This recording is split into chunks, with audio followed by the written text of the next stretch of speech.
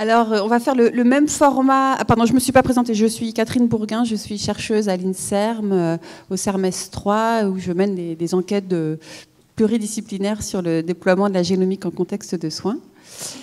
Et donc, j'étais en train de dire qu'on a repris le même format que la table ronde précédente, à la différence que notre collègue Margot Bernelin a eu un souci de transport et donc sera avec nous, mais à distance, sur Zoom. Donc, elle est là. C'est une très bonne nouvelle.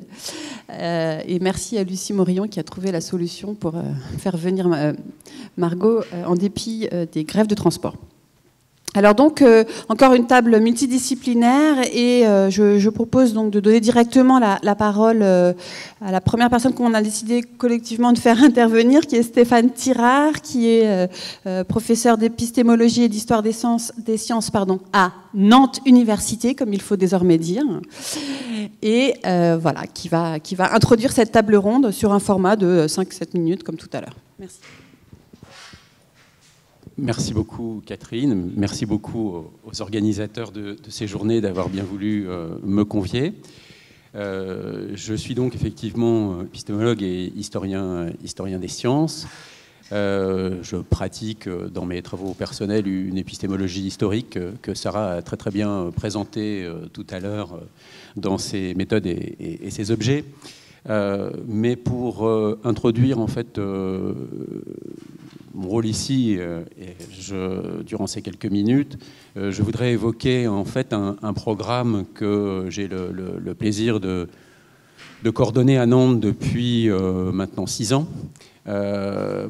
Non pas pour vous raconter en quoi consiste dans le détail ce programme, évidemment ça serait impossible et c'est pas du tout l'objet, mais pour en arriver à une remarque un peu générale, d'ordre méthodologique sur les rapports SHS-santé, remarque qui m'est donc inspirée par le déroulement de ce programme. Alors son petit nom, c'est le programme Data Santé. Il y a certaines personnes dans la salle qui le connaissent, ou pour y participer directement, ou pour être des compagnons de route depuis longtemps, et je les remercie. Et Margot Bernelin, par exemple, en est un des piliers. C'est un programme qui c'est un programme pluridisciplinaire de SHS, c'est important, c'est vraiment un programme de SHS, et qui étudie les rapports entre les données, les outils qui permettent de les utiliser, donc évidemment des outils numériques de tout poil, et puis la médecine personnalisée, c'est ce qui est affiché au début, on pourrait dire la médecine génomique aujourd'hui, et on ne s'est pas gêné pour élargir à d'autres champs médicaux quand c'était possible ou intéressant. Donc un programme pluridisciplinaire qui mobilise du droit, de la sociologie, de l'histoire, de la philosophie, de l'éthique, qui aurait bien aimé intégrer un petit peu d'économie, mais ça n'a pas été possible. C'est pas grave. Et qui fonctionne depuis donc maintenant 6 ans. Et quelque chose m'apparaît donc au terme de ce programme, c'est que finalement on ne peut pas s'arrêter.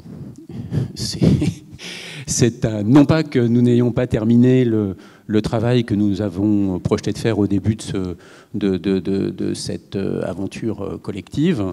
Globalement, on a atteint les objectifs. Et évidemment, quand on a la chance de collaborer avec des gens aussi efficaces et brillants que ceux qui sont dans ce panel, on atteint ces objectifs. Mais mon souci depuis quelque temps est évidemment de prolonger par d'autres programmes la dynamique intellectuelle qui est à l'œuvre dans ces interactions, dans ce consortium qu'on avait constitué donc à partir de collègues d'abord nantais, régionaux et puis français. En fait, la question c'est finalement pourquoi est-ce qu'on peut pas s'arrêter. Tout à l'heure, on a eu la chance que l'après-midi commence par une conférence de Jean-Paul qui nous a montré évidemment l'apport que peut être celui de l'histoire des sciences, parce que je ne l'ai pas précisé, mais il y a effectivement de l'histoire des sciences aussi dans ce programme Data Santé. On est face à des objets qui se sont transformées de manière considérable au cours de ces dernières décennies. Certes, l'histoire a besoin d'un petit peu de recul, elle a besoin fondamentalement d'archives, mais le regard qui peut déjà être porté sur les quelques années en arrière, comme tu l'as fait tout à l'heure, Jean-Paul, montre bien que on voit des dynamiques. Certes, il y a de la continuité, mais cette continuité est associée de manière extrêmement complexe avec des transformations, des modifications de la nature des objets que les SHS, quelles qu'elles soient, peuvent reconsidérer au fil du temps. Et ce qui s'avère, c'est que dans un programme comme Data Santé, qui devait durer 5 ans, qui finalement va se clore à la fin de 2022, puisqu'on a eu une année de bonus à cause de grâce, je ne sais pas, plutôt à cause du Covid, eh bien, les objets qu'on avait placés au cœur même de notre programme se sont eux-mêmes transformés et mériteraient, au stade où ils en sont dans leur transformation, que l'on continue finalement à les étudier. Alors, je n'ai pas le temps, dans les quelques minutes qui me sont imparties là, de vous les décrire, mais ça apparaît de manière extrêmement flagrante. Et en fait, dans cette continuité, dans la recherche SHS que l'on doit, qui me semble que l'on doit assurer autour de ces objets, il y a aussi la nécessité de continuer de manière pluridisciplinaire.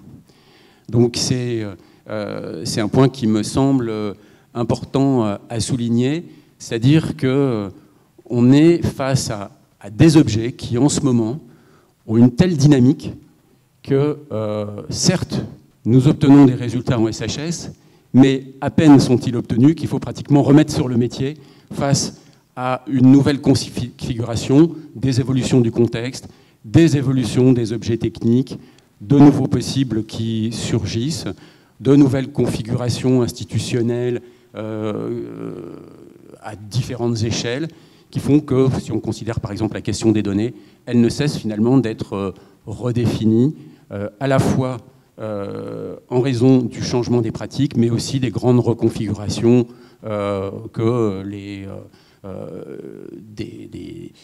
des ambitions d'échelle nationale, par exemple, peuvent imposer. Donc, ça me semble être un défi, en fait, pour les sciences humaines et sociales, que de savoir s'inscrire dans cette continuité et d'arriver à finalement penser que les sciences humaines et sociales, de manière collective, arrivent à penser leur cheminement face à cette recherche, face à cette évolution du champ biomédical qui ne cesse évidemment d'avoir lieu. Et moi, je me réjouis donc, que ces rencontres aujourd'hui se déroulent et justement nous rapprochent un petit peu les uns des autres. On voit qu'on est nombreux à se connaître finalement, à s'être croisés dans diverses occasions.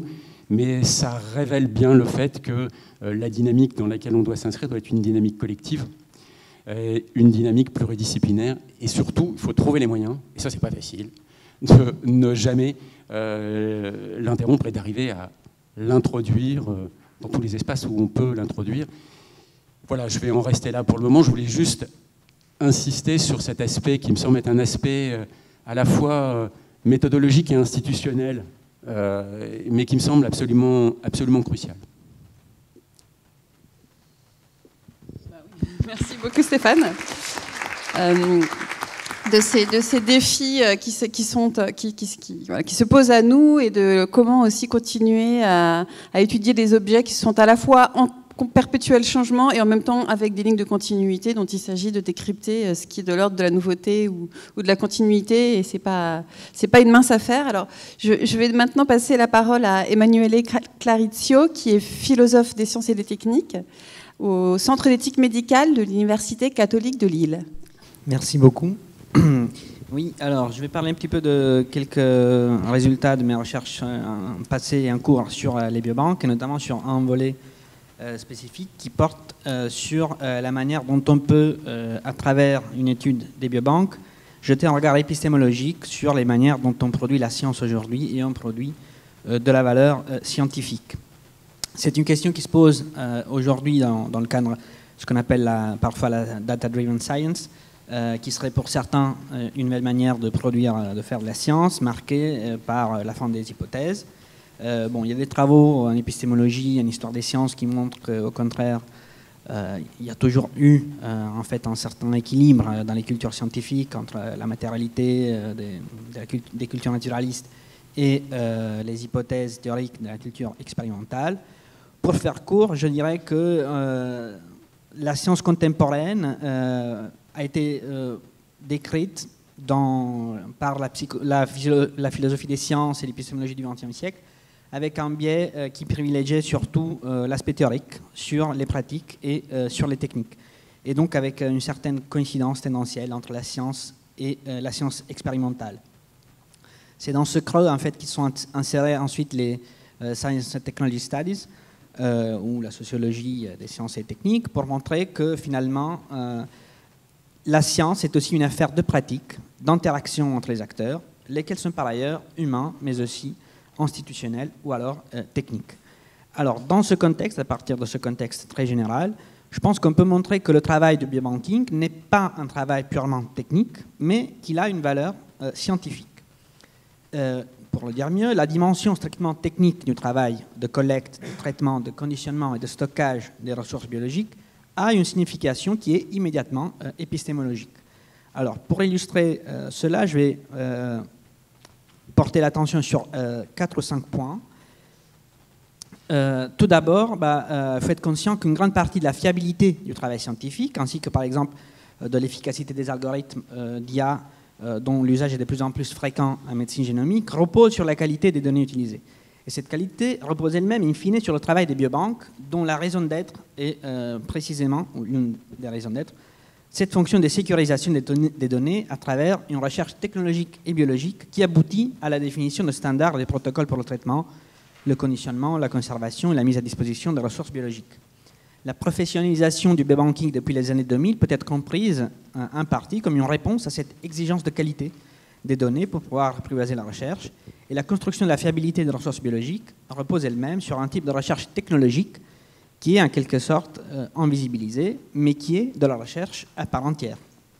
Et je dirais même plus, ce qui m'amène au deuxième point, cette recherche technologique recouvre aujourd'hui une fonction essentielle qui historiquement revenait à la biologie, à savoir celle d'interroger le sens et la signification même de la vie. En effet, à travers les études sur les cultures cellulaires, sur la possibilité de pérenniser les lignées cellulaires, de créer des organoïdes biologiques mais artificiels, ce qui se passe, c'est que les biobanques s'interrogent de plus en plus, de manière implicite bien sûr, et c'est pourquoi c'est un champ encore largement inexploré par l'épistémologie et la philosophie des sciences et des techniques, sur les conditions de la vie, sur ce qui à la fois différencie et unit la vie et l'artifice, la vie et la technique. Donc sur le sens de la relation entre le vivant et le milieu, des questions classiques de l'épistémologie de la biologie, qui aujourd'hui on peut observer dans ces lieux des infrastructures technologiques qui ne sont pas immédiatement, qu'on ne soit pas immédiatement convouées à la recherche. Troisième aspect qui me paraît important de relever, c'est que par le biais de la centralisation des ressources biologiques et des collections de ressources biologiques, les biobanqueurs développent une vision stratégique des données biologiques qui leur appartient, plus peut-être qu'aux biologistes ou qu'aux cliniciens, lesquels, quand ils doivent monter des projets de recherche, doivent s'adresser aux biobanqueurs comme des acteurs scientifiques à part entière, qui peuvent les conseiller sur la manière dont il faut construire la collection pour les buts du projet de recherche, ou alors qu'ils peuvent aussi les amener à valoriser des collections déjà existantes. Quatrième point qui est lié à celui-ci porte sur la constitution précisément des collections, qui est un enjeu scientifique à part entière. Quel type d'échantillon choisir, combien en choisir, avec quel traitement, quel mode de conservation. Ce sont des questions techno-scientifiques en fait, qui relèvent de la compétence des biobanqueurs, qui se professionnalisent de plus en plus et qui sont en train de s'approprier d'une maîtrise technique sur certains aspects de la biologie qui désormais relèvent des biobanques à part entière, de leur métier à part entière. Et finalement, mon dernier point, par le biais de ce regard anticipateur que le biobanqueur apporte sur les finalités actuelles mais aussi potentielles des collections biologiques, son travail est susceptible aussi d'assumer une valeur directement épistémologique. Je vais faire un exemple tout à fait anodin, mais que je trouve parlant, on pourrait en faire d'autres. Par exemple, vous savez, à partir d'un même prélèvement sanguin, on peut extraire du plasma et conserver plusieurs échantillons de celui-ci, avec des anticoagulants différents, le DTA, citrate, héparine, qui ne sont pas équivalents du point de vue épistémique. En fonction des interactions chimiques avec les différentes cytokines présentes dans le plasma, tout anticoagulant ne sera pas adapté à la recherche de tout biomarqueur. Il faudra soigner le choix de l'anticoagulant en étant bien conscient de l'objectif visé. Et ça, c'est un savoir qui relève, encore une fois, des biobanqueurs. Donc, pour conclure, il me semble que par le prisme des techniques, il est possible de renouveler le regard épistémologique sur la science en décloisonnant un peu les disciplines SHS. Voilà, merci. Merci beaucoup. Merci beaucoup pour ce regard sur tout ce travail autour des données depuis l'échantillon, parce que là, voilà, sur les données elles-mêmes, on voit tous les nouveaux métiers qui se structurent, qui reconfigurent les formes de travail. Et je pense qu'on aura d'autres éléments à discuter sur ce point après. Et je vais donc passer la parole à Margot. Vous la voyez ? Bonjour, est-ce que vous m'entendez bien ? Je vous remercie et je remercie Lucie Morillon pour l'organisation de cette visio et je m'excuse, je vous prie d'excuser mon absence. Vous m'entendez ? Très bien. Parce que j'avais un écho, excusez-moi. Alors, je suis Margot Bernolin, je suis chargée de recherche en droit au CNRS, rattachée à Nantes Université et plus précisément au laboratoire de recherche droit et changement social. Et j'ai la chance de faire partie du programme de recherche Data Santé présenté par Stéphane il y a quelques minutes et d'avoir pu, dans le cadre de ce projet, mener 2 années très stimulantes de postdoctorat et étudier les enjeux juridiques liés à l'usage de ces données massives qui ont diverses qualités, mais notamment leur variété et leur volume. Et ces données permettent de mener des recherches qui doivent permettre de mettre en évidence au moins de nouvelles pistes de recherche, en tout cas de stimuler la recherche.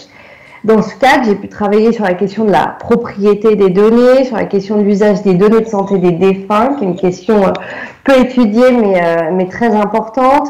J'ai également pu travailler sur l'encadrement de l'accès à ces données, notamment l'accès à ces données par des acteurs privés que sont les assureurs, etc. J'ai mené diverses recherches. Et concernant les enjeux, l'un des enjeux que j'ai pu trouver lors de ces recherches, ou en tout cas qui m'a particulièrement intéressée, celui de la constitution des bases de données. Pourquoi ? Parce que lorsque l'on parle de médecine génomique et de données massives, il faut avoir de nombreuses données afin de les croiser entre elles pour trouver certaines occurrences qui pourront être intéressantes pour la recherche. Et si ces données peuvent provenir de différentes sources, c'est encore mieux. On peut penser à des données scientifiques, les données de la recherche, les données personnelles, bien entendu, et j'y reviendrai, par exemple le dossier médical informatisé, qui en France est le dossier médical partagé au niveau national, des données provenant d'établissements divers, par exemple des laboratoires de biologie médicale, etc. On peut penser à toutes les données utiles, pourquoi pas des données économiques, pourquoi pas des données environnementales, ce que la médecine génomique connaissait déjà, mais là de le faire à grande échelle et pour pouvoir trouver des résultats intéressants.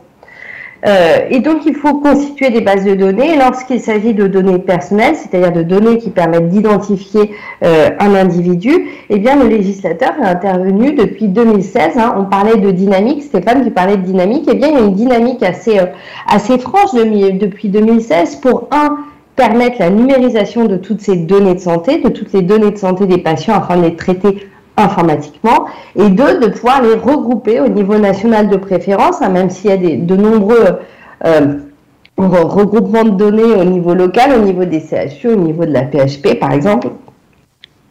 Excusez-moi.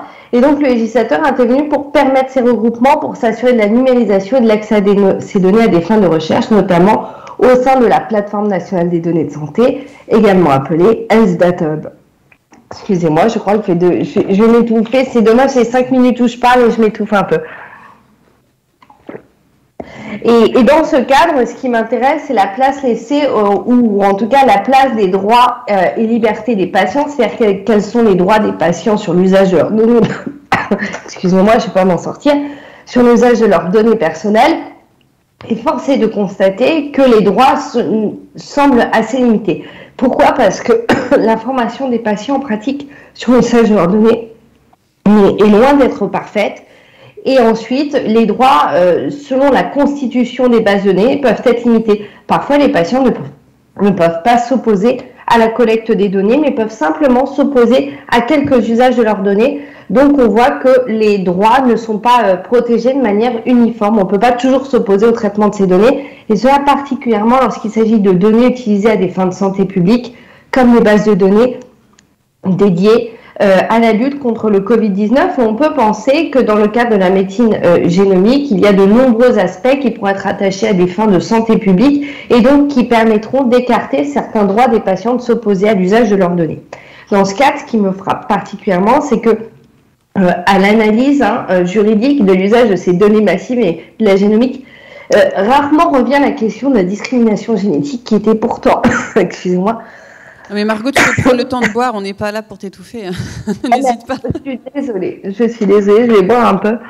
On arrête le chrono, promis. Il fallait que ça tombe sur mes 5 minutes de parole. Avant, j'allais très bien. Et donc, la question de la discrimination génétique, qui était quand même centrale il y a encore quelques années, en tout cas, lorsqu'on s'intéresse précisément au big data et à cette question-là, on ne retrouve pas cette rhétorique et ce positionnement des discriminations génétiques. Donc, pour moi, c'est quelque chose d'assez frappant. Et puis, Stéphane, tu parlais tout à l'heure de prolongement des travaux de data santé. Un prolongement, ça va être la participation du laboratoire de droit et changement social et bien sûr de moi-même à un PEPR, c'est-à-dire un programme et équipement prioritaire de recherche. C'est un grand programme de financement national et le nôtre s'intéresse à la cybersécurité et aux moyens techniques qui peuvent être utilisés afin de protéger les données. Qui dit protection des données, lorsqu'elles sont personnelles, dit protection des personnes qui se cachent derrière leurs données pour essayer d'éviter toute discrimination à leur encontre. Et là, on est dans une forme de pluridisciplinarité et d'interdisciplinarité qui va dépasser les SHS, parce que c'est un programme qui est mené par des informaticiens qui vont, par exemple, essayer de trouver des moyens, non pas de centraliser au niveau national des bases de données, mais plutôt d'aller chercher les données des patients sur leur téléphone portable ou sur leur ordinateur sans les conserver de manière centralisée afin d'éviter les mouvements de données qui peuvent être récupérés à ce moment-là. On sait que lorsqu'il y a un mouvement, la donnée peut être récupérée par des hackers, mais aussi éviter, s'il y a un hackage national, que toutes les données soient récupérées. Donc on voit des moyens techniques qui sont assez intéressants, développés. Ce n'est qu'un exemple.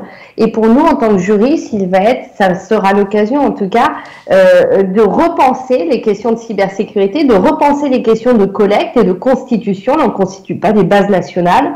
On va constituer des petites bases très locales et toujours de revoir notre objet de recherche. Donc voilà pour les projets à venir. Je vous remercie, je vous prie d'excuser en plus Matou. Merci beaucoup. Merci Margot. Et donc on va maintenant passer la parole à Heidi Howard, qui est chercheuse en éthique médicale à l'université de Lund en Suède. Merci beaucoup d'être venue jusqu'ici, Heidi. Merci, c'est un plaisir vraiment. Alors j'aimerais aborder une thématique. Parle bien près du micro pour que. J'aimerais aborder une thématique reliée à la sensibilisation des différents publics, des différentes parties prenantes. Non experts concernant les données génomiques et leur usage. Alors, je vais revenir sur des points soulevés par Sandrine et Christine, et je pense que ça montre à quel point c'est important. Alors, premièrement, cette sensibilisation envers les patients, vis-à-vis des patients, on étudie depuis longtemps le consentement. Dernièrement, on a étudié des formulaires de consentement pour regarder des critères comme la lisibilité, readability des formulaires. Et ça ne vous surprendra pas de savoir qu'il y a un range incroyable jusqu'au point où les logiciels qu'on utilise pour étudier la lisibilité, en fait, ils nous donnent une année d'éducation. Alors, 18, ce serait 18 années d'éducation. 18 années, alors... c'est le doctorat. 11 années, ce serait le lycée, je pense, en France. Au Québec, ce serait la fin du high school, en tout cas comme ça. Alors, ça vous surprendra pas de savoir qu'il y a un grand range, mais le range est plus haut que le deuxième secondaire ou 8 ans d'éducation qui est suggéré par plusieurs groupes professionnels. Alors, tous les formulaires médicaux devraient rester quand même à une lisibilité assez populaire, on va dire.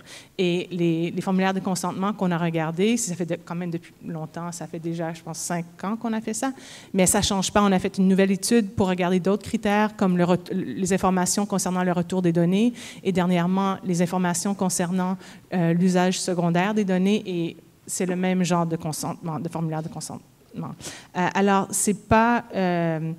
Alors, nos études portent sur des détails, de voir si les formulaires de consentement suivent les recommandations, surtout de groupes professionnels, alors European Society of Human Genetics, American College of Medical Genetics, etc.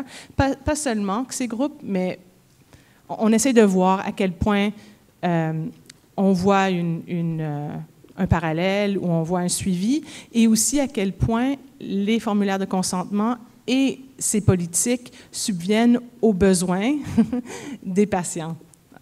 Alors, il y a beaucoup de questions là-dedans, mais bon, vous voyez la grande image. Et alors, ça revient vraiment à ce que Sandrine et Christine ont soulevé. Par exemple, sur la thématique d'usage secondaire, on aurait pu penser que les normes juridiques donnent assez de recommandations ou assez de limites pour savoir ce qu'il devrait avoir dans un formulaire de consentement. Et peut-être que c'est vrai, je laisse ça aux juristes à répondre, mais du côté éthique, on trouve vraiment des lacunes, des gaps, des trous, où on n'a pas vraiment pensé à quel point un patient pourrait ne pas savoir à quel point leurs données vont être utilisées. Alors, juste pour vous donner un exemple, en Suède, toutes les données recueillies en clinique sont automatiquement utilisées en recherche. Punto. OK? C'est comme ça. Et alors, c'est opt-out. Et moi, quand je suis allée pour, par exemple, accoucher, je leur ai dit que tout de suite, toutes les données de mon bébé ne seraient pas utilisées en recherche. Et l'infirmière n'avait aucune idée de ce que je parlais et de quoi faire pour me laisser faire le opt-out. Alors, il a fallu au moins 2 ou 3 rencontres pour pouvoir faire. Alors, il y a des cultures, il y a des pays où c'est vraiment ancré. Alors, ça ne veut pas dire, c'est tout légal, mais ça ne veut pas dire que les patients n'ont pas un besoin d'information. Et maintenant, en Suède, excusez-moi, juste un petit à côté, en Suède, on a aussi un plan génomique, médecine génomique, qui vient de commencer en 2017. Et en tout cas, leur formulaire de consentement est très minimaliste. Je vais laisser ça là. Mais si ça vous intéresse, je peux vous le traduire et on peut s'en reparler.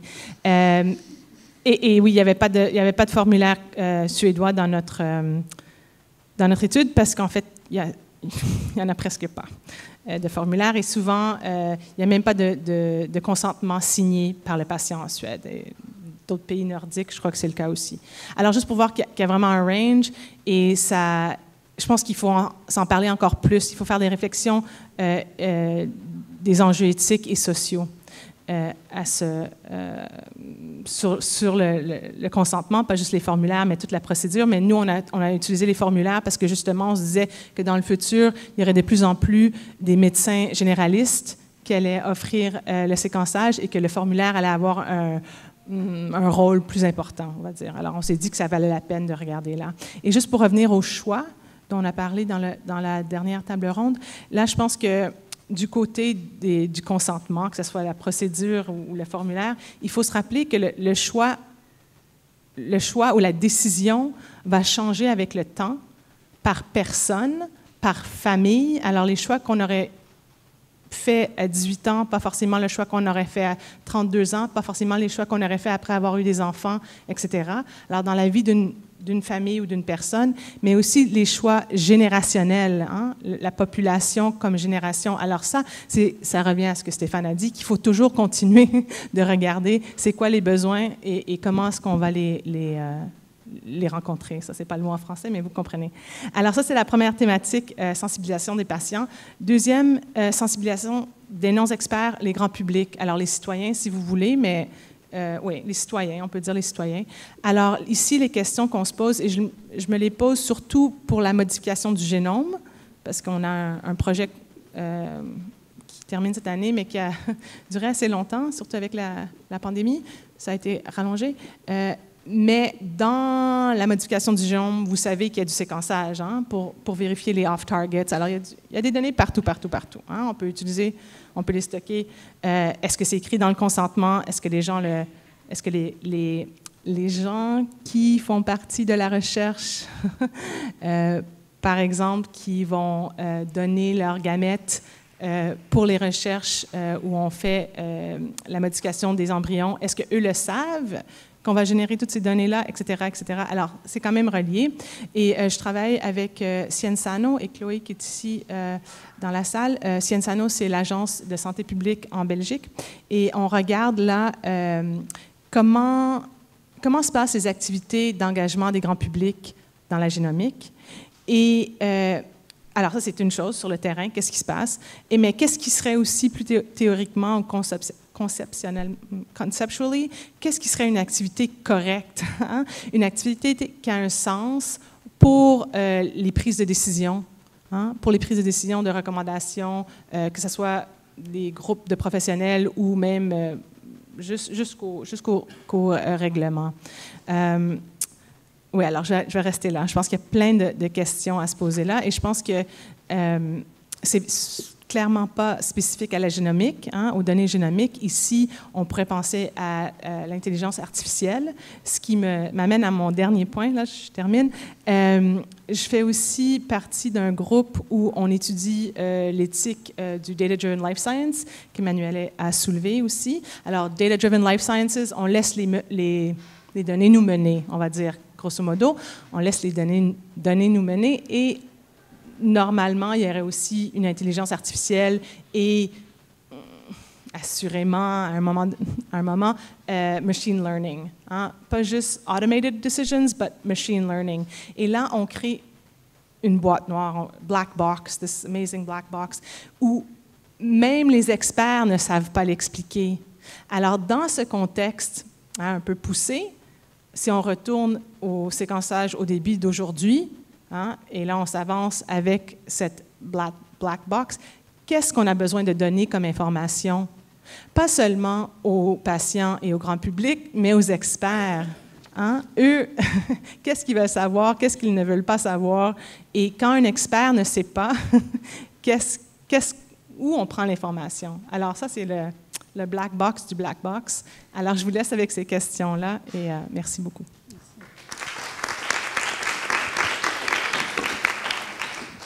Alors, on va ouvrir une petite session. Je vais essayer de remettre Margot. Voilà, on te voit maintenant, Margot. Hein. Je te préviens. Merci. Et potentiellement, voilà, on t'entend aussi. C'est bon, on a remis le micro. Donc, de discussion entre vous. Alors, moi, je veux bien lancer une piste de transversalité, mais après, je vous laisse aussi réagir sur ce qu'ont dit les uns et les autres. Et en fait, peut-être revenir sur, d'après vous, quelles sont les spécificités ou non-spécificités de la dimension génétique des données dont il est question. On a bien vu qu'elles ne sont jamais seules. Margot a bien insisté sur la grande variabilité des données qui sont collectées, mais y compris dans le public understanding ou dans la question des algorithmes, est-ce qu'il y a des spécificités au moment de la production des données, même, pour revenir à ce que tu nous disais, Emmanuel, ou de façon plus générale dans le projet Data Santé, qui ne portait pas que sur la génétique. Du coup, est-ce que vous pourriez chacun revenir un petit peu plus spécifiquement peut-être sur ces dimensions-là ? Je ne sais pas qui veut commencer, mais... Margot ? Avec plaisir. Ah. Je peux parler maintenant, tout va bien, même si on n'est pas à l'abri d'une rechute. Eh bien, c'est vrai que c'est une question. Quelle est la spécificité de la génétique ? C'est vrai que pour moi, ça a été une des difficultés dans la préparation de cette table ronde, c'est de me dire, mais quelle est la spécificité? En fait, c'est le déploiement des enjeux qui va être d'une autre nature. C'est-à-dire que dès lors qu'on va faire des croisements avec des données génétiques, on va en tirer des conclusions qui vont être soit dans l'imaginaire, dans la perception que les gens en ont, soit dans la véracité, différentes. On va avoir des occurrences différentes, on va en tirer des pistes de recherche différentes, des pistes qui nous amèneront autre part, avec tous les financements qu'il y a sur la génétique en ce moment, sur les recherches génétiques et sur la médecine génomique, ça nous emmènera autre part. Donc voilà, je pense que c'est une question de positionnement des enjeux, de vision de la génétique qui va être revue avec les données massives, parce qu'on va croiser avec des données économiques, ce que l'on ne faisait pas forcément avant. On va croiser avec toutes les données de patients, par exemple d'un grand CHU de Nantes si on le souhaite, avec l'entrepôt des données de santé de Nantes. Donc là, on va avoir des ampleurs différentes dans la compréhension de la génétique, l'usage de la médecine génomique, et voilà ce qui va être assez différent. Je ne sais pas si je suis très très claire, mais je pense que c'est sur le déploiement des enjeux. Merci Marco. Est-ce qu'il y a quelqu'un d'autre qui veut prendre la suite? Oui. Alors, disons que d'un côté, c'est sûr que l'essor de la génomique est un peu une des causes de la structuration du biobanking, parce que la nécessité de données fait qu'on a besoin de les stocker. De l'autre côté, en retour, je ne pense pas qu'il y a forcément des effets sur le biobanking lui-même de cet essor de la génomique en termes épistémologiques. Mais par contre, c'est vrai qu'on sent très bien que désormais, il y a un lien très fort entre l'approche génomique. On a parlé pendant un moment du dépassement du paradigme du tout génétique, mais finalement, il y a des voies sur lesquelles, plus expertes que la mienne, on n'en est pas vraiment sorti, parce que finalement, aller chercher les causes génomiques du cancer, ça revient finalement à réduire le cancer à ses aspects moléculaires. Hier encore, j'étais dans une journée d'études sur la médecine précision, et il y avait un oncologue qui a commencé son présentation en disant « Le cancer, c'est une maladie génomique ». Ça ne veut rien dire en fait. C'est juste que on l'approche à partir des outils de la génomique, et c'est parce que finalement on a ces outils aussi d'intelligence artificielle de plus en plus d'apprentissage profond dont parlait Heidi aussi, qui vont rechercher des corrélations statistiques, que les données génomiques sont aussi importantes. Donc il y a peut-être un biais épistémologique en ce sens-là. Et moi, ça m'interroge d'un point de vue épistémologique. Et ce qui est intéressant, c'est aussi de voir comment on peut intégrer la génomique dans des paradigmes un peu plus pluralistes, au sens normatif de la science. Voilà.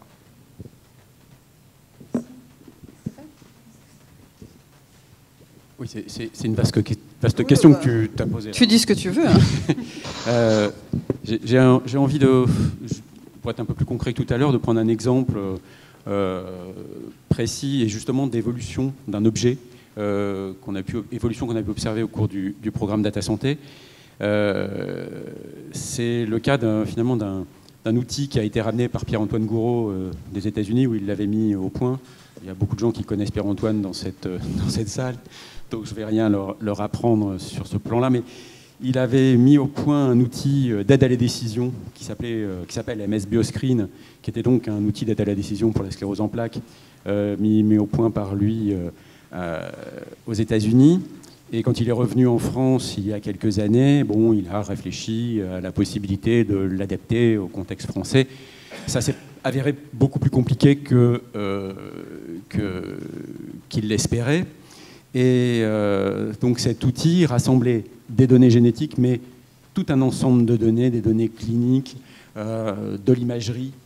C'était vraiment un outil extrêmement global qui visait donc à essayer à partir d'une cohorte de patients souffrant de la sclérose en plaques, avec cette base qui aurait été alimentée donc par une multitude de données, de parvenir à extraire des strates de patients de petits effectifs proches du patient que le médecin devait traiter.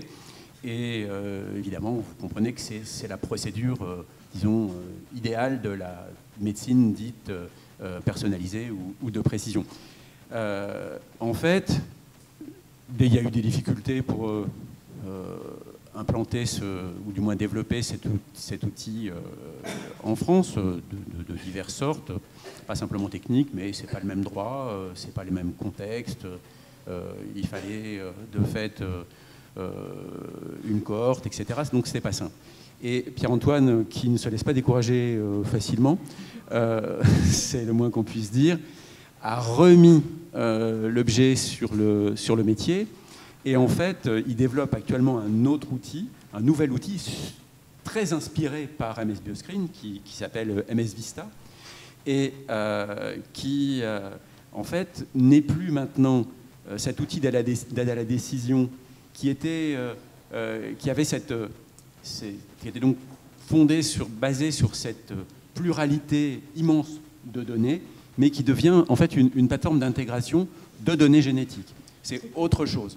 C'est-à-dire que, de fait, il est en quelque sorte retourné vers les spécificités des données génétiques et il a en quelque sorte renoncé pour le moment à l'outil d'aide à la décision qu'il avait ambitionné dans un premier temps. Il y a une deuxième chose que j'ai envie de dire à propos de cette question de la spécificité des ou de la non-spécificité des données génétiques, c'est qu'il me semble qu'avec toute l'évolution qu'on observe aujourd'hui, il y a quand même, on en a parlé déjà, on l'a évoqué à plusieurs reprises cet après-midi, il y a une multiplication des métiers finalement qui opèrent dans tout ce champ biomédical. Et derrière ces métiers, c'est des compétences aussi. Et de fait, il y a un problème qui est celui de faire avancer la recherche ou qui est celui de traiter des patients, mais on a besoin d'une multiplicité de personnes ayant des compétences précises, très particulières. Et là, il me semble que ça n'est pas une spécificité des données génétiques, ça peut concerner tout type de données. Si on regarde du côté de l'imagerie, par exemple, elle atteint un tel niveau de technicité que entre la captation des données et le moment où on aura produit l'image qu'on va utiliser, par exemple, en clinique, il y a une succession de métiers qui se relaient en fait dans la production de l'image, au point aujourd'hui que les gens qui sont spécialistes de production d'images, eh bien, réfléchissent à cette pluridisciplinarité qui constitue leur propre profession et réfléchissent à la possibilité qu'il y ait des gens qui soient formés pour faire le pont entre les différents niveaux de compétences. Donc c'est... voilà. Ça serait évidemment à étudier, ça peut faire une étude extrêmement intéressante, mais je pense que la complexité du monde biomédical aujourd'hui, données génétiques ou autres données, évolue vers cette ultra-spécialisation de domaines techniques, de domaines professionnels et de compétences, et ça, que ce soit les données génétiques ou les autres. Merci Stéphane. Heidi, tu veux dire quelque chose?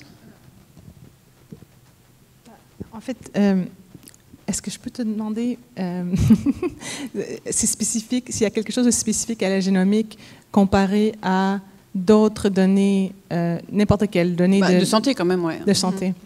Alors, je pense que, en gros, non, mais en détail, oui.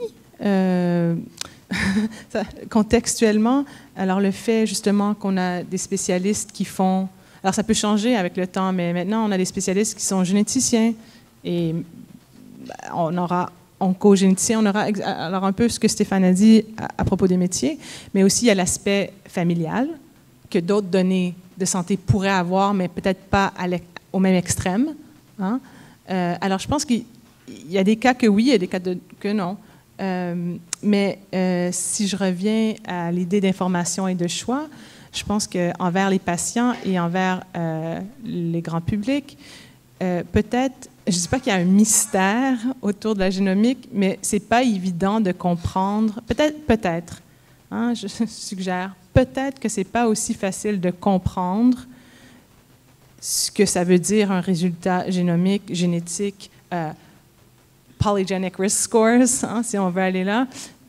Qu'est-ce que ça veut dire pour notre santé? Et je sais qu'il y a aussi des scans, il y a aussi des résultats sanguins qui ont aussi une ambiguïté, mais c'est juste une suggestion. Je pense que c'est peut-être plus difficile d'expliquer, par exemple, toutes les différentes sortes de résultats qu'on pourrait avoir après avoir séquencé le génome. Hein? Oui, j'arrête là. Merci.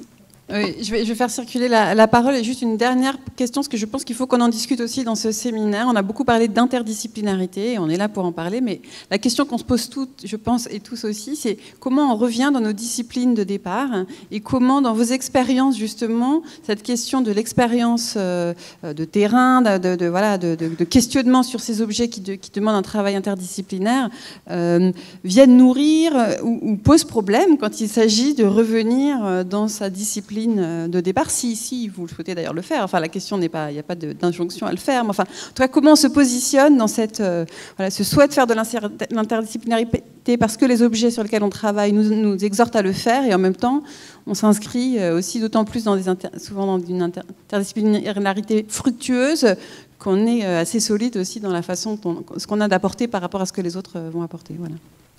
Bon. Là, c'est une question générale sur l'interdisciplinarité. Du coup, oui, parce que c'est au cœur de ces problématiques. Oui. J'ai l'impression que dans le cadre de l'interdisciplinarité, finalement, d'une certaine façon, on ne quitte jamais ces disciplines. Parce que ma question était dans vos expériences personnelles sur ces terrains-là. Hein, c'était plus qu'une question générale sur les questions de vos terrains de recherche, en fait.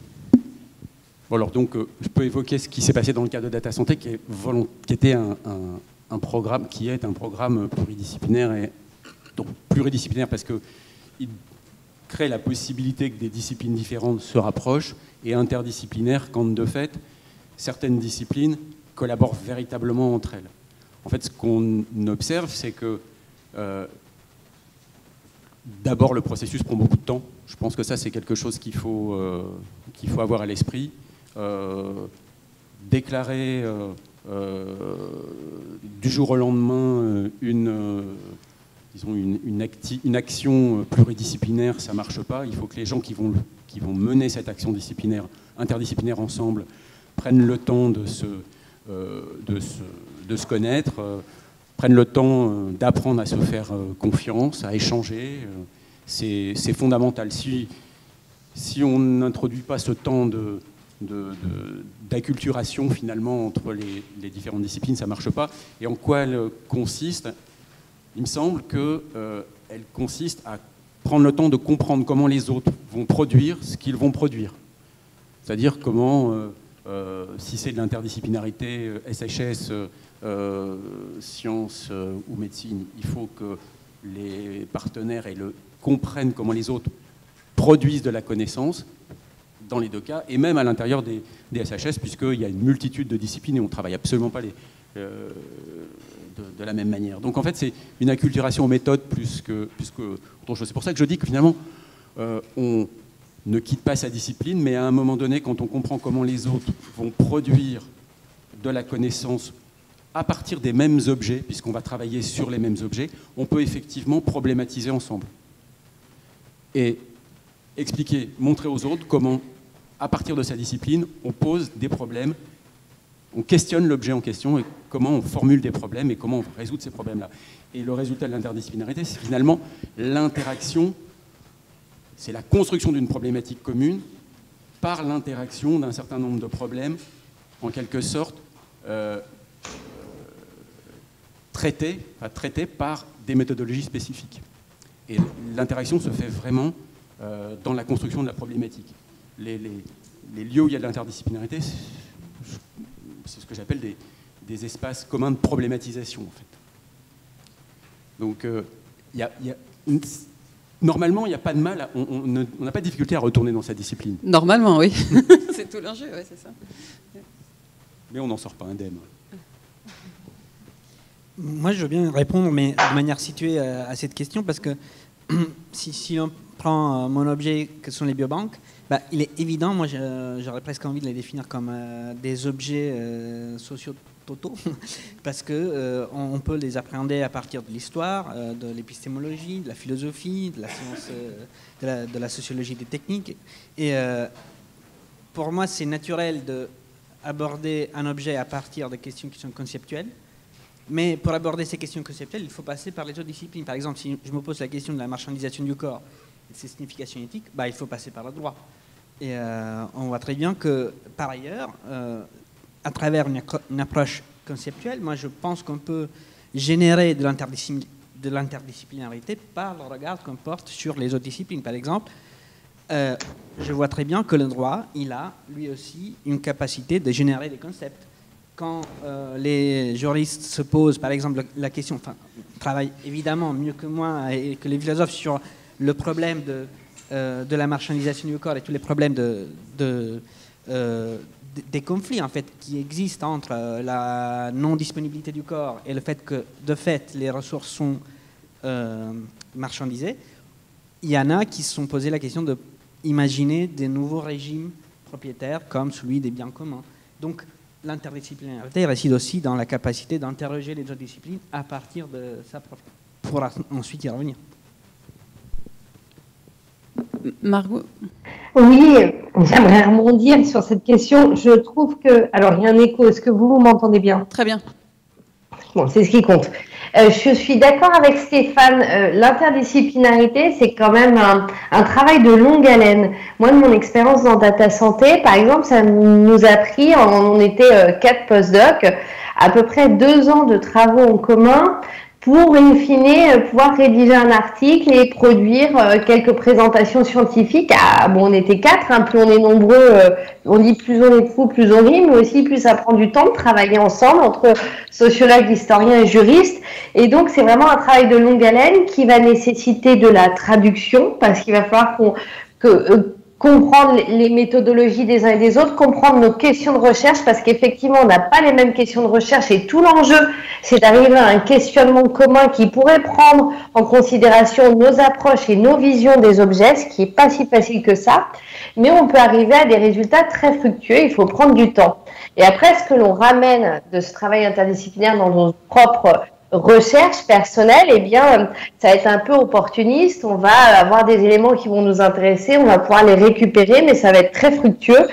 Si on a conscience que l'on va être un petit peu opportuniste à certains égards parce qu'on aura préféré tel positionnement de questions de tel chercheur ou de telle discussion, on va les récupérer à notre compte. Donc, il faut parfois être très conscient des limites de nos travaux et se dire qu'on est un petit peu opportuniste, mais ce qui va faire qu'on va être aussi on va avoir beaucoup de réflexivité dans nos recherches parce qu'on va penser, comme l'a dit Emmanuelle, nos travaux différemment, on va avoir un recul qui va être assez intéressant, donc on peut faire de grandes choses, mais il faut avoir du recul sur comment on le fait, et il faut prendre le temps de le faire, et c'est important ces échanges, ces journées d'études, ces journées de rencontres, parce que ça participe de ce mouvement, de ce temps long, de ces créations de réseaux, de ces discussions qui sont nécessaires au traitement des questions qui nous animent.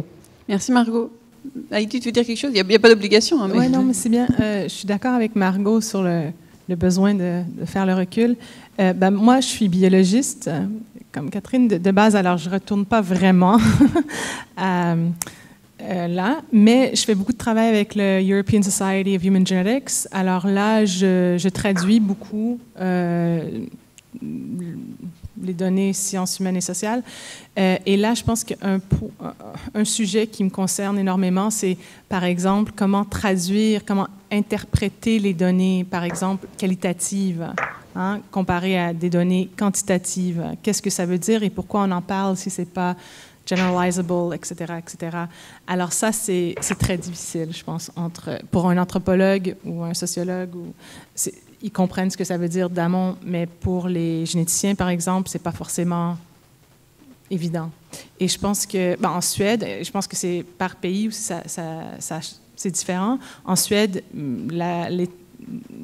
l'éthique médicale ou la bioéthique, c'est vraiment les philosophes Alors, comme je ne suis pas philosophe, ma place, elle est un peu à côté.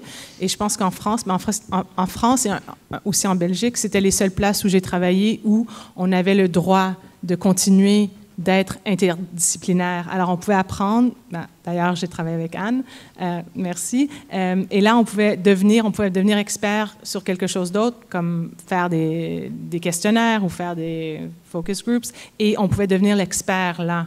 Alors, on n'avait pas besoin de retourner, forcément. Hein? Et ça, c'est une super belle chose, hein, qu'on n'a pas partout, en fait. Alors, bravo. Merci. Donc là, on a un temps de discussion. Donc, il y avait des mains qui se levaient. Je pense que... Et voilà. N'hésitez pas. Et après...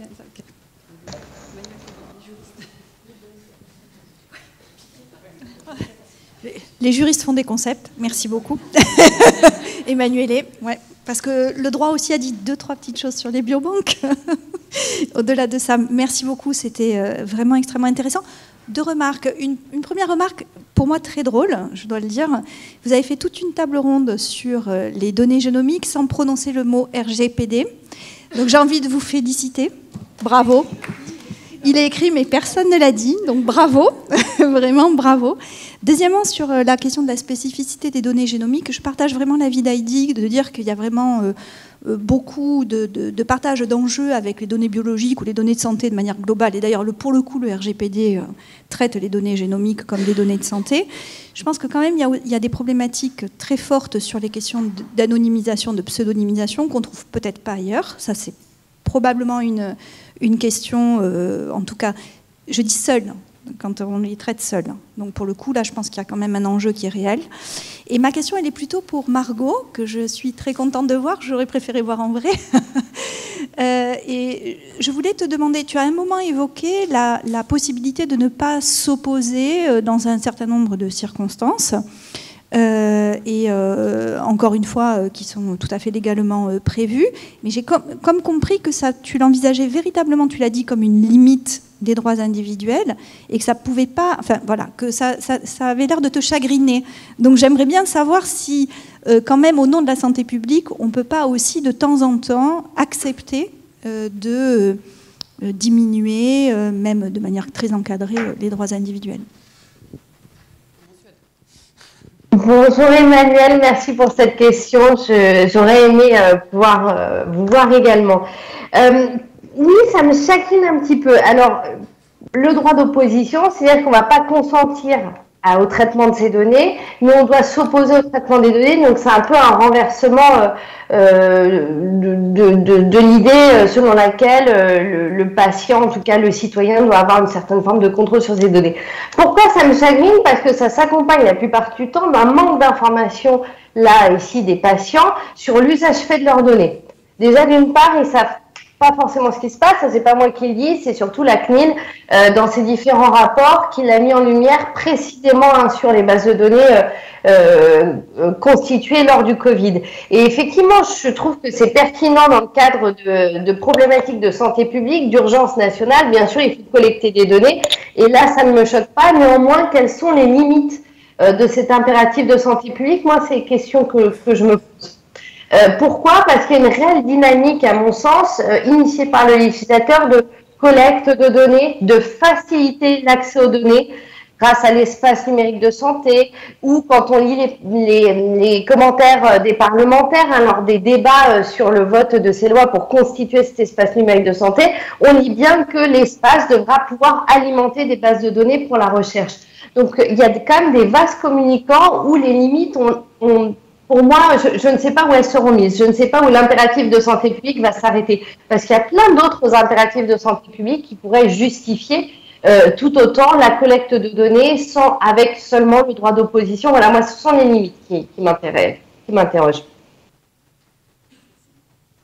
Ça, c'est une dynamique qui va toujours vers davantage de collecte. Je suis tout à fait d'accord.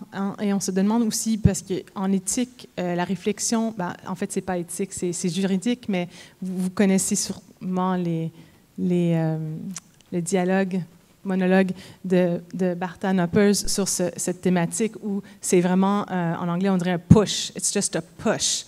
Il faut absolument partager, il faut absolument recueillir toutes les données. Et c'est aussi la rhétorique du Hingston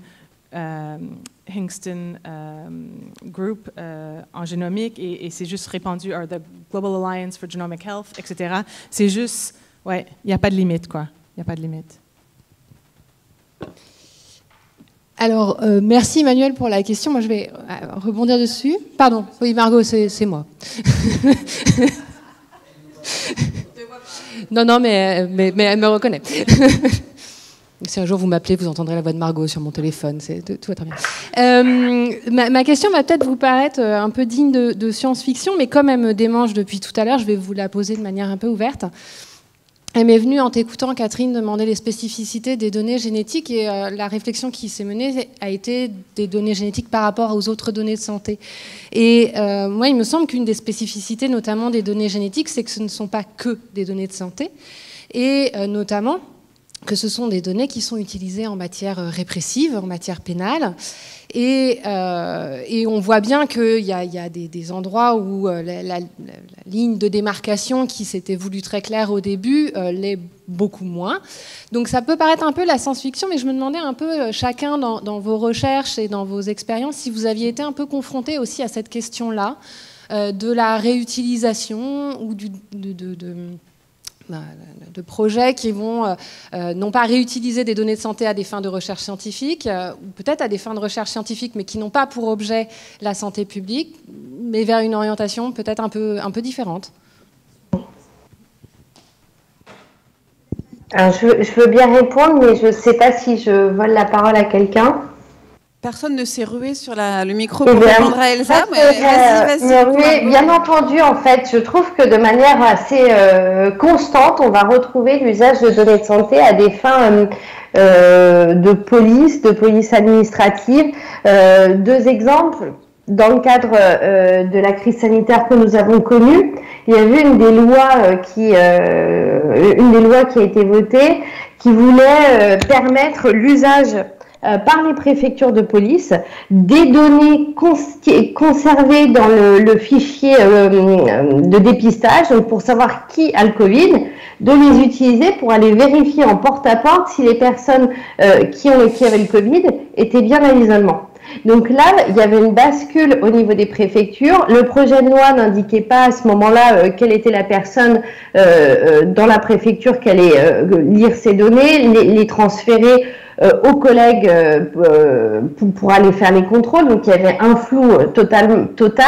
La loi n'interdisait pas de réutiliser ces données et de nous permettre d'alimenter les fichiers de police déjà constitués. Pourquoi? Parce que dans le fichier de dépistage, il y a toujours beaucoup d'éléments. Il y a l'emploi des personnes, il peut y avoir l'emploi des personnes, il y a leur adresse, il y a tout un nombre d'éléments très importants, parfois la constitution du foyer.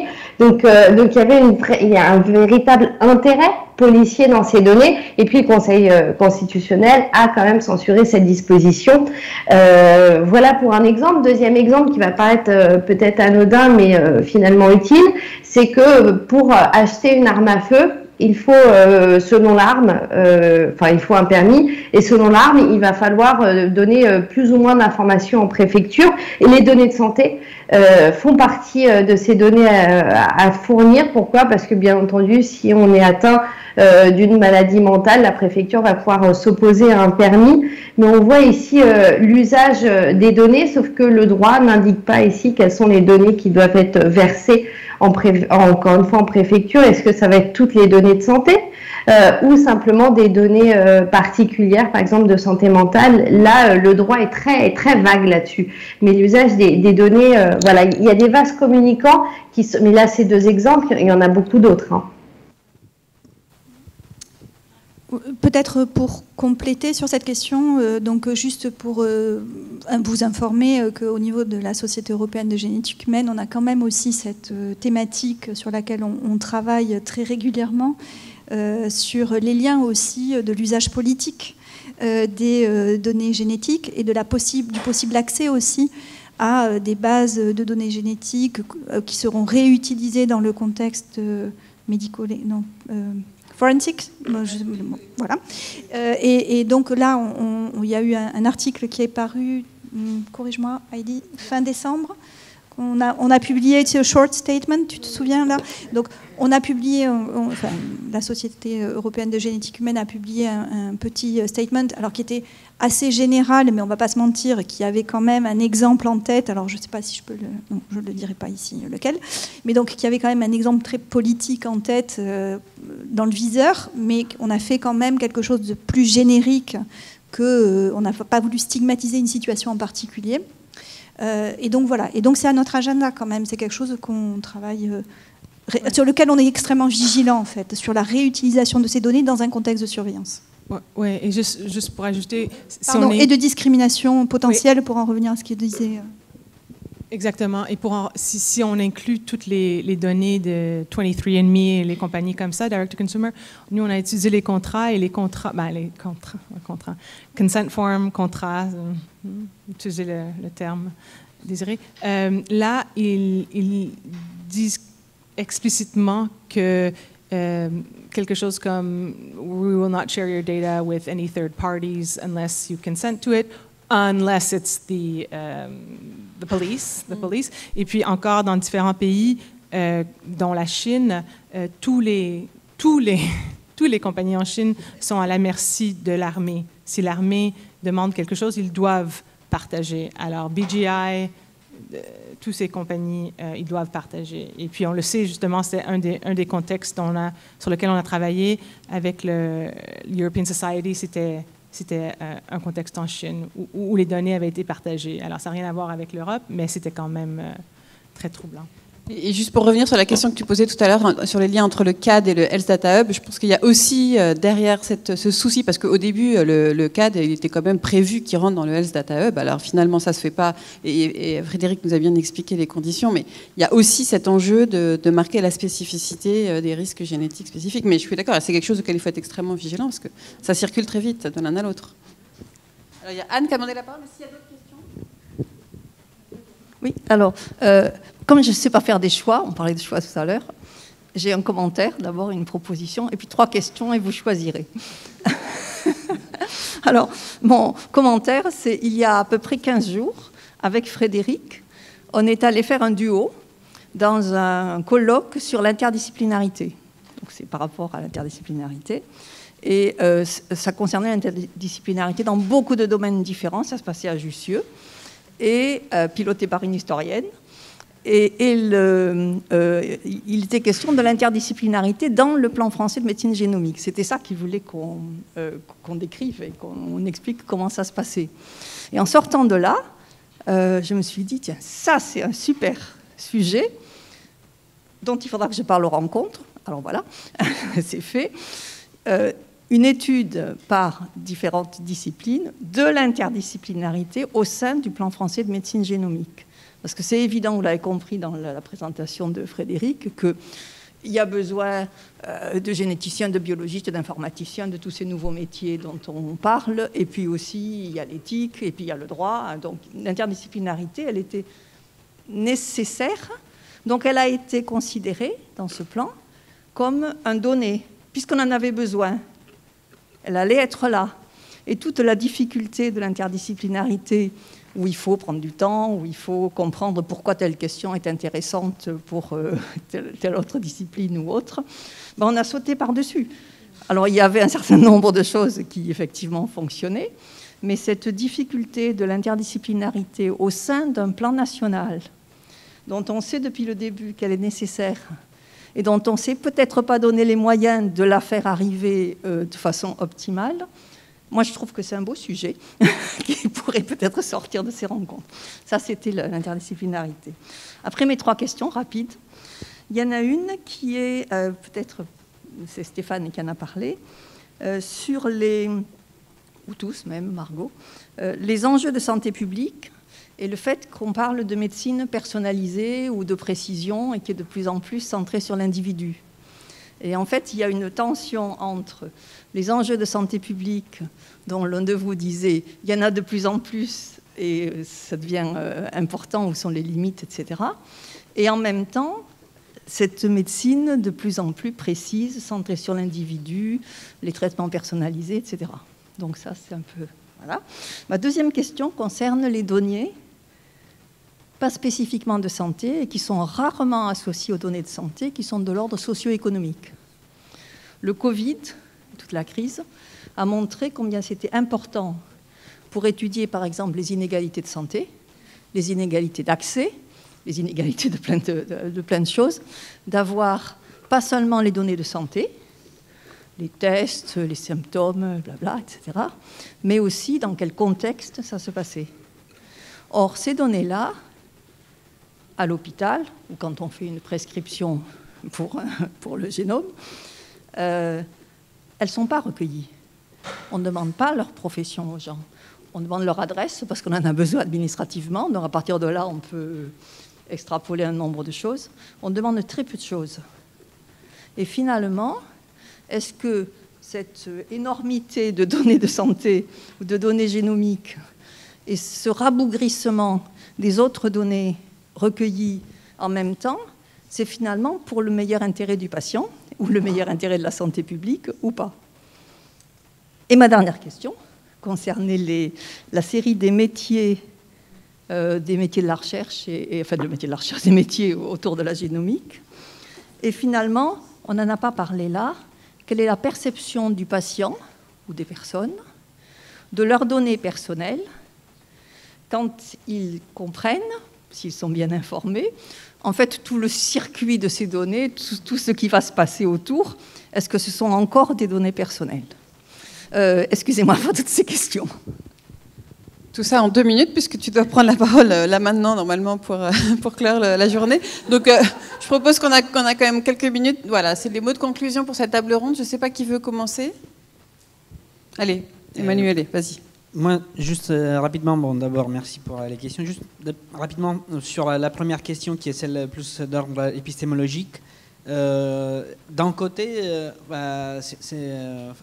d'un côté, il n'y a pas de tension entre les enjeux de santé publique et les enjeux de médecine de précision, étant donné que la médecine de précision, en fait, elle se base sur des méthodes statistiques de comparaison de données entre une grande quantité d'individus. Donc finalement, pour arriver à la médecine de précision, on a besoin de collecter des données en grand nombre. Donc c'est souvent un effet rhétorique. Que ça puisse créer effectivement des tensions sur le plan sociétal, ça, oui, sans doute, c'est quelque chose qu'on a remarqué aussi par l'intervention de Margot et les remarques d'Elsa aussi. Donc voilà, c'est pas vraiment une question, une réponse, mais bon. Piste. Margot, tu as l'air de vouloir parler. Donc. Oui, je voulais ajouter quelque chose. Alors, à mon sens, il y a une véritable tension, et c'est quelque chose qu'on a relevé rapidement dans Data Santé, c'est qu'il y avait effectivement cette idée d'une médecine personnalisée à l'individu, au moins un groupe d'individus. Et puis de l'autre côté, les impératifs de santé publique. On avait organisé en 2019 une journée d'études santé publique et données massives. Emmanuel avait participé à cette journée. Mais à ce moment-là, quand on en faisait la publicité à droite, à gauche, ça intéressait pas grand monde, cette tension individu et santé publique et l'usage fait en santé publique. Et on avait eu un peu du mal à monter le programme, enfin pas trop de mal, mais quand même, et surtout à essayer d'avoir du public, parce que cette tension, elle était palpable pour nous, mais en fait, c'était les notions de santé publique qui n'intéressaient pas le public à ce moment-là. En tout cas, pas le public pour nos conférences. Et puis, un an après, un basculement important, bien entendu, avec le Covid, qui a montré tout l'intérêt de confronter des besoins individuels, ou en tout cas avec des groupes d'individus plus resserrés, et les questions de santé publique. Donc, je pense que c'est une tension qui ne va pas se résorber, qui est assez intéressante, et pour laquelle il va falloir continuer de l'étudier, parce qu'elle ne cesse d'évoluer. Elle ne cesse d'évoluer au gré de l'actualité, au gré des financements, et je pense que ça, c'est aussi intéressant. Du côté des données socio-économiques, ce que je voulais dire, c'est que c'est un manque assez criant, et ça va être une des bases ce sont des données qui vont être très difficiles à récupérer, d'où la nécessité de travailler en interdisciplinarité pour pouvoir constituer des bases de données intéressantes en santé publique sur ces éléments-là. Voilà.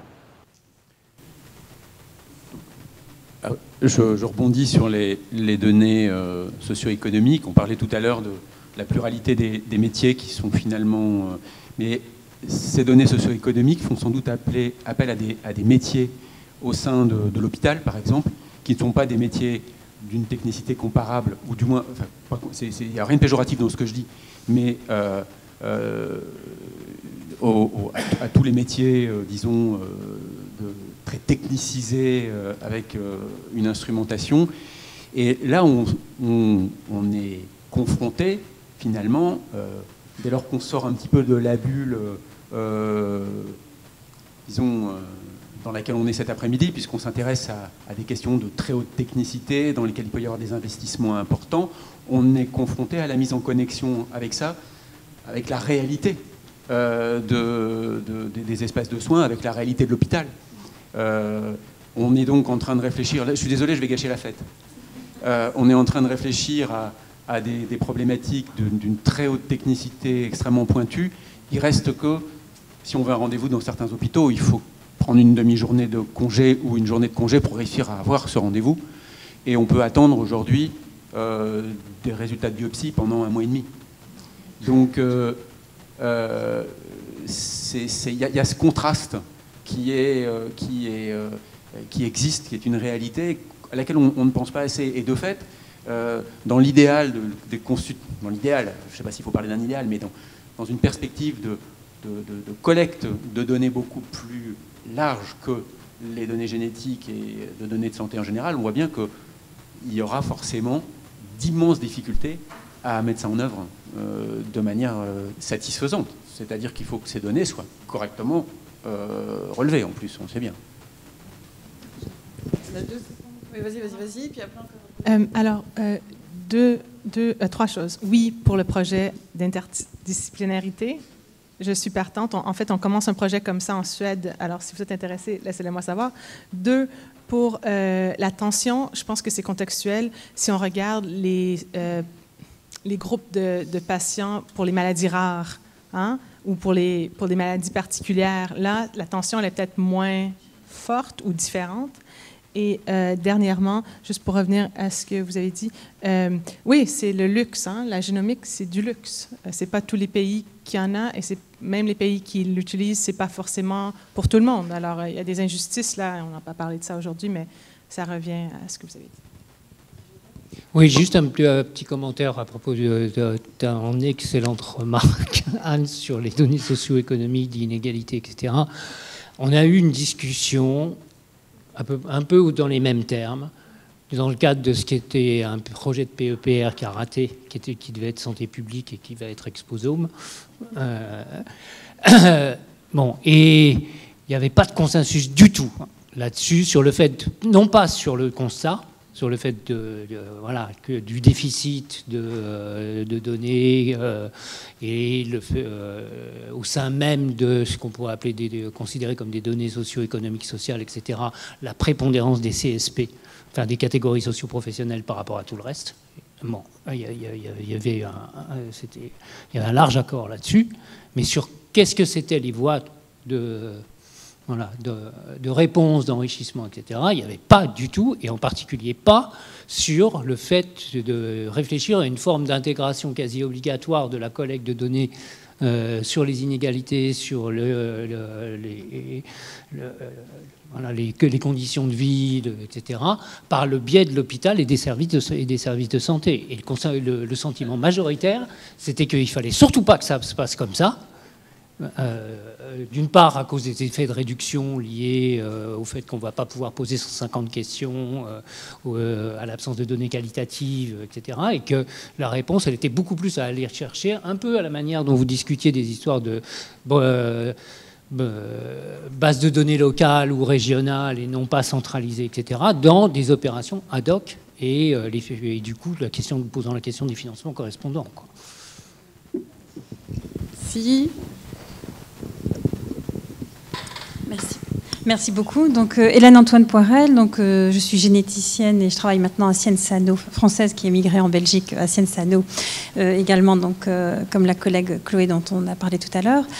Je ferai 2 commentaires par rapport aux deux premières questions que vous avez posées.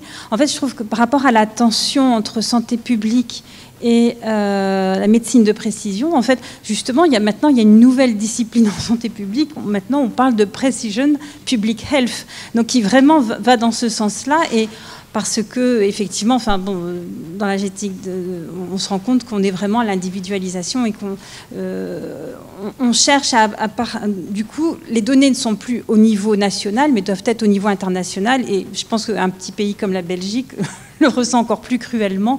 On ne peut pas avoir des données suffisantes pour pouvoir analyser au niveau d'un petit pays. On a besoin d'une grande échelle pour aller justement dans la précision. Enfin, bon, c'est le paradoxe, mais je trouve que du coup, il y a une certaine logique. Et le deuxième point, en fait, c'est par rapport aux données socio-économiques. Enfin, voilà, donc j'ai un peu quitté l'univers de la France, mais par rapport à la Belgique, en fait, on aborde ça, en fait, avec des couplages de données, avec des demandes, des dossiers qui sont assez lourds, par une structure équivalente à la CNIL, mais on arrive à faire des couplages de données parce que les données démographiques, on a des données de météorologiques donc qui sont enregistrées. J'imagine qu'en France c'est la même chose. Alors ça ne va que dans un seul sens. On ne peut pas revenir aux données des personnes parce qu'on parle de citoyens. Mais avec ça, on arrive à avancer. Enfin, je trouve que les choses peuvent se mettre. Alors c'est très très long, on a mis des années pour arriver à faire des couplages et on doit le redemander à chaque nouvelle étude, mais j'avoue que ça permet quand même d'aborder ça sans avoir à faire un nouvel enregistrement. L'idée c'est quand même d'optimiser ce qui est déjà enregistré et non pas de faire des enregistrements supplémentaires. Enfin, voilà. Merci. Mais je pense qu'on arrive à la fin de l'horaire qui nous était alloué pour cette deuxième table ronde. Donc merci beaucoup aux collègues qui ont participé. Merci. Et du coup, je te redonne le micro, Anne, pour les quelques mots de finalisation de la journée. Oui, merci beaucoup et merci pour cette table ronde, pour la précédente et pour toutes vos questions. Alors, c'est exercice impossible, hein, synthèse de la demi-journée, comme ça. C'est peut-être pour ça que j'ai posé plein de questions, pour avoir pas beaucoup de temps pour faire une synthèse, ce qui me donne l'occasion de dire c'est absolument impossible dans le temps imparti de faire une synthèse correcte. Mais de toute façon, je crois que j'aurais pas été capable de faire une synthèse qui rende justice à toute la richesse de ce qui a été partagé. Donc, je vais juste dire, sans faire une synthèse, ne perdez pas de vue les objectifs que j'avais détaillés en introduction à l'introduction, qui est effectivement ce partage en fait d'idées, de questionnements, etc. Et une chose qu'on n'a pas encore réalisée en pratique, c'est la dynamique qui existe, là visiblement, dans cette salle qui est intéressée et intéressante. C'est comment on continue. Parce qu'on sait bien que des rencontres, on a plein d'idées, on partage, etc. Puis on revient chacun dans ses projets, son quotidien. Et puis finalement, si on n'a pas quelques objectifs précis à construire, et ben, ça retombe, même si beaucoup d'entre vous, vous avez déjà des liens, et ça va évidemment pas s'arrêter, plutôt se renforcer. Alors là, il y a 2 choix possibles. Où on vous séquestre ici, et en disant, mais écoutez, la dynamique est là, vous allez pouvoir continuer, on vous donnera peut-être un peu à boire, et puis vous construisez des projets tout de suite. Là, il faut, tant que c'est chaud. Je ne suis pas sûre qu'il y aura beaucoup de volontaires pour cette séquestration. La deuxième idée, c'est, écoutez, continuez à discuter autour d'un dîner, et puis demain, revenez surtout, pour continuer à discuter. Et là, la troisième voie, puisque ça ne suffira pas, c'est, on le fera demain, je pense, c'est de décider de quelques actions pratiques pour dynamiser, disons, ces relations et de façon à ce que des choses puissent se construire, parce que là, je vais retomber non plus dans l'épistémologie et la philosophie, mais très dans le terre-à-terre. Je vous ai dit tout à l'heure qu'il y avait cet appel aux recherches en sciences humaines et sociales dans le plan français, mais il y a 0 financement en face dans le plan. C'est une ligne, il y en a d'autres qui existent, donc c'est déjà bien d'exister dans un plan national, mais il n'y a pas des euros en face. Donc ça veut dire qu'au-delà d'organiser des choses, où ça c'est possible, d'organiser une rencontre comme aujourd'hui, de dynamiser les échanges, il faut aussi trouver les financements. Et donc là, il y aura peut-être besoin effectivement de partager nos expériences et également de penser au-delà de la France, notamment au niveau de financement européen. Et je suis très contente qu'on ait quelques collègues d'ailleurs que la France est dans ces tables rondes pour effectivement s'accrocher à des projets ou en solliciter, là où il y a aussi des sources de financement. Donc il y a 2 éléments: se connaître, partager, donc 3. Ensuite, construction d'un projet qui donne envie. Il y a une chose qui est sûre, c'est qu'au niveau des acteurs du plan français de médecine génomique et de la médecine génomique plus généralement en France, il y a une adhésion au fait que faire des recherches en sciences humaines et sociales autour de ces aspects-là, c'est utile, c'est important, ça aide aussi ces éléments-là. Alors peut-être pas la dimension historique, parce que la dimension historique, elle vient après, par rapport à la réalité de terrain d'aujourd'hui, de mise en place, etc. Mais ça peut être extrêmement important à la fois pour ceux qui l'étudient, les chercheurs qui étudient ça, et les acteurs de la mise en œuvre de ce plan, finalement étudier ce qui se passe au moment où ça se passe. Et ça, je pense que c'est une opportunité pour un nombre de sciences humaines et sociales, et que quand on sait qu'il va y avoir une adhésion des acteurs, c'est peut-être une occasion à ne pas louper. Donc je crois que je finirai là-dessus pour ce soir. On a en tête tout ce qui a été discuté sur les données, sur les régulations. On continuera demain sur d'autres éléments. Il est évident que il fallait faire du découpage pour faire des tables rondes. On ne peut pas faire une table ronde à 40. Mais ces thématiques, on l'a vu d'ailleurs aujourd'hui dans les 2 tables rondes, sont largement en écho les unes avec les autres. Donc les mariages de disciplines, de labos, d'intérêts sont certainement possibles à beaucoup de niveaux. Et en tout cas, c'est ce que je souhaite. Et je vous souhaite une bonne soirée après cette journée ou cet après-midi fructueuse. Merci à tous.